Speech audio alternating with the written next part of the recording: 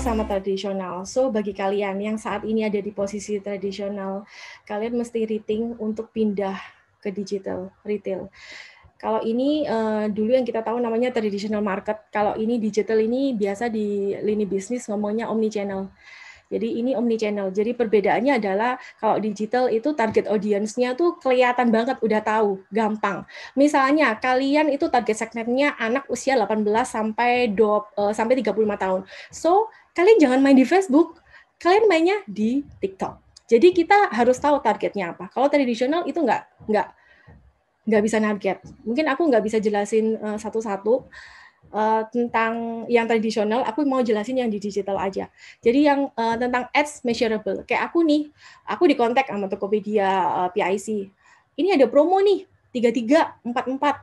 Kok Tokopedia, Shopee misalnya gitu ya. Ada promo nih gitu. Kemudian saya bisa langsung dari saat ini, aku bisa bisa cek untuk yang bulan ini aku mau berapa, dan saat aku mau pause sekalipun itu juga bisa, teman-teman. Nah, itu yang namanya ads measurable. Lalu ya seperti kita tahu internet keep growing, kemudian cost is flexible seperti yang aku tadi bilang. Misalnya contoh, kalian punya budget di bulan ini misalnya let's say 5 juta untuk endorse gitu ya. Bulan depan kalian bisa mau nambah, mau jadi 15 juta bisa.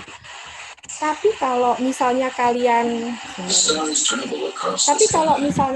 suaranya dari mana ya?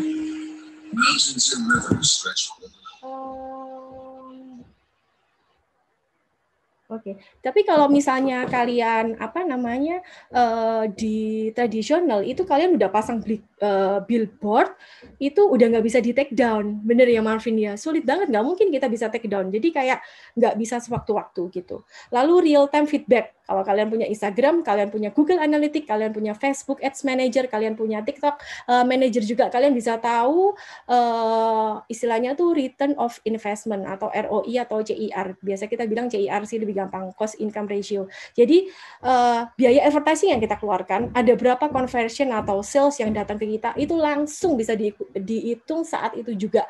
Bahkan kalau misalnya di e-commerce itu bisa tahu, misalnya CIR-nya 2,5% atau 5%. Semakin kecil semakin bagus kan. Berarti misalnya kita iklannya cuma 10.000 tapi kita dapat omsetnya 1 juta, seperti itu. Itu yang namanya ROI.